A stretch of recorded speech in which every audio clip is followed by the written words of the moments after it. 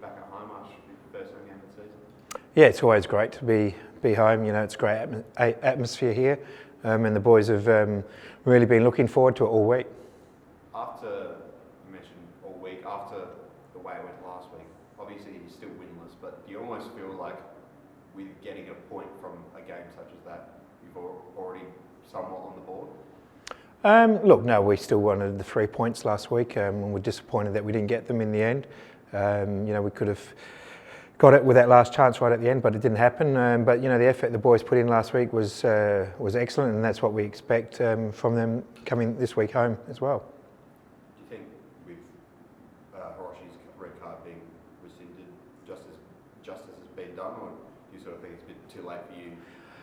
Yeah, look, it's disappointing that it had to go down the path that it did, but it did. We all make mistakes, and unfortunately, you know, I don't know what happened with the VAR and that it didn't get fixed on the day, but it's been fixed now, so we move on. Of course, Perth come on tomorrow, so obviously finished last season. What are you expecting?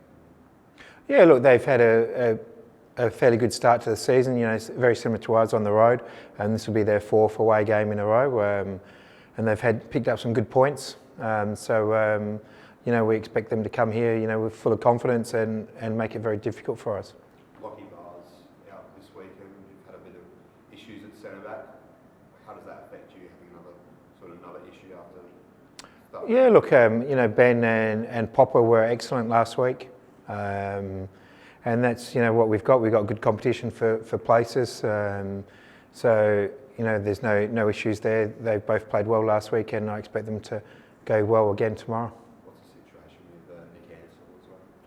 There's no situation. You know, Nick is on the recovery from a long-term injury, and he picked up a little niggle in the off-season, and it's just a matter of him getting a good block of training into him before he's available for a game. You know, he's fully fit at the moment, and he's had a couple of good weeks at training, and he just needs a couple more weeks to get his body right to be able to play, you know, 90 minutes in the A-League. So do you think it's sort of a week-by-week thing for him, or are you expecting a fortnight or so until he'll be back? Yeah. Look, Nick needs another, you know, couple of good weeks of full training.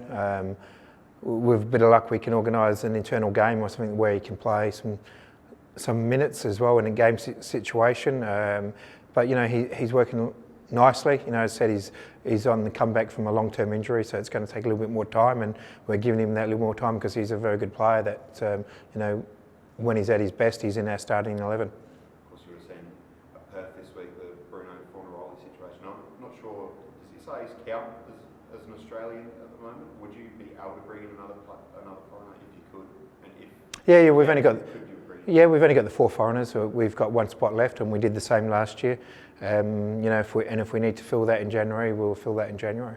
If Fornaroli was available, would he be a player you'd be interested in? Oh, look, he's a quality player. I think his record speaks for itself across the many years that he's been in the A-League. He scores goals regularly, and he's always makes it difficult for us when we play against him. So he's a quality player, and I'm sure he won't find any trouble finding a club. I think every club in the A-League would be very interested in taking a quality striker like that. What did you make of Ben Halloran's performance last week? A bit of a different role, sort of playing as a second striker? Yeah, Benny, you know, he has that versatility. He brings a lot of energy. His pressure on the ball is excellent, and you know, I thought he was very good last week, playing in a little bit different role for him, but he's still, you know, it doesn't matter where we play him on the pitch. Ben gives us everything he's got, and again, you know, hopefully he can get on the score sheet tomorrow night. Is that something long term that you'd like to persist with in the absence of Clough? Yeah, look, it's an option for us. There's a couple of other options in there for us, but at the moment, it's just the best fit for us at the moment. And just one last thing from me. Last night against Perth, probably fielded the most offensive midfield for a while with Issa. I think it was Josh Cavallo and Lockie Brook. Is this something you're looking at doing tomorrow, going all guns blazing against a Perth side, as Luke has mentioned, that finished bottom of the table last year? Can fans expect you to go all out for a win tomorrow? Yeah, we go all out for every game we play, and I think you know, already this year in the 3 games that we've played, we've started a little bit more offensively than what we did last year. and that's just a little bit of the players still getting a little bit used to being a bit more aggressive with our play than what we were last year, even though we were quite an attacking side last year. But that's hopefully we can score a few more goals tomorrow. Because that's what wins football matches, and that's what's let us down a little bit in the first 2 or 3 games. But something that we've been really working on, and the playing group have real conscious of it, and taking a little bit more time with their finishing.